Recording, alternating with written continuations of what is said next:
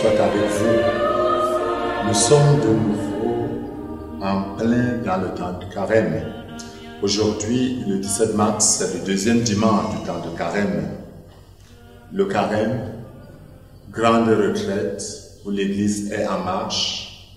Aujourd'hui, c'est comme si l'Église nous propose de trouver le cœur même de cette grande retraite. L'objectif principal du carême, c'est la transformation du chrétien qui, ayant été interpellé par Dieu, se met à sa recherche.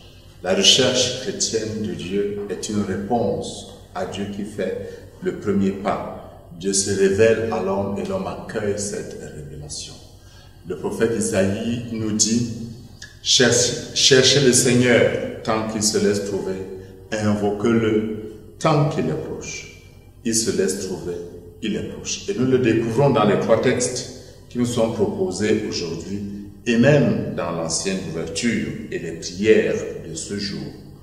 On a comme trois épiphanies, trois manifestations de Dieu. Commençons par la toute première qui nous est donnée dans la Genèse où Abraham entre dans une relation spéciale avec Dieu qui lui propose une alliance scellée d'une manière traditionnelle par des animaux qui sont sacrifiés et Dieu, par l'éclair, par le feu qui vient du ciel, scelle cette alliance.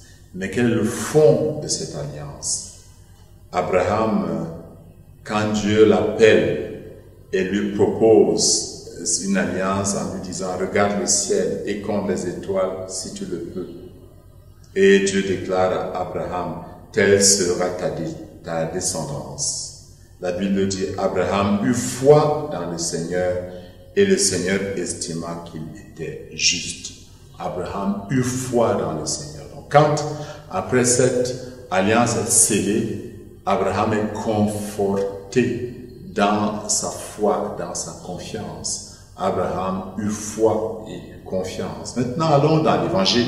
On a une autre épiphanie dans la transfiguration sur le mont où Jésus amène avec lui le groupe restreint des trois, à savoir Pierre, Jean et Jacques.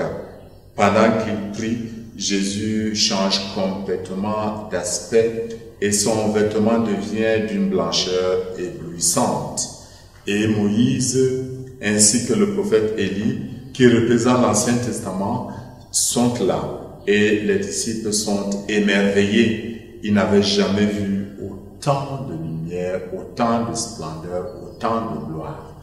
C'est comme si un pan de la divinité de Jésus est levé pour qu'à travers son humanité, les disciples fassent l'expérience de qui cet homme est vraiment avant l'expérience choc de la passion où ils seront scandalisés. Ils ont quand même vu cet homme.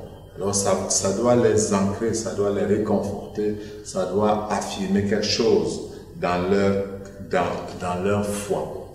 Mais le sommet de cette épiphanie, de cette manifestation de Dieu, c'est bien évidemment la voix du Père qui dit: celui-ci est mon fils, celui que j'ai choisi, écoutez-le. Nous avons une troisième épiphanie. Cette fois-ci, c'est dans le chrétien que vous êtes, c'est dans le chrétien que je suis.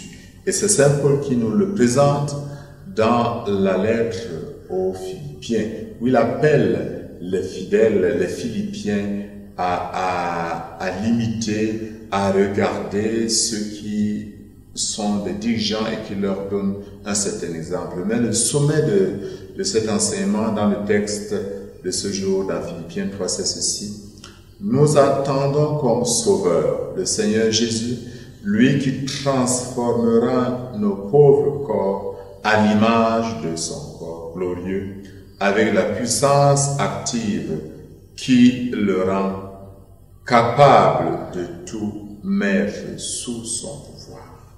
Nous attendons comme sauveur et Seigneur Jésus-Christ, lui qui transformera nos pauvres corps à l'image de son corps glorieux. C'est ça le cœur du carême. Arriver à cette transformation intérieure, à l'image de Jésus, que nous imitions déjà la semaine passée, désirant être comme Dieu.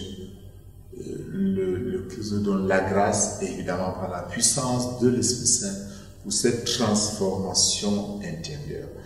L'amour de Dieu qui se donne dans chaque chrétien a pour objectif final de transformer ce chrétien. La révélation de Dieu, la manifestation de Dieu ne vise que cela, nous faire vraiment à l'image et à la ressemblance de Dieu.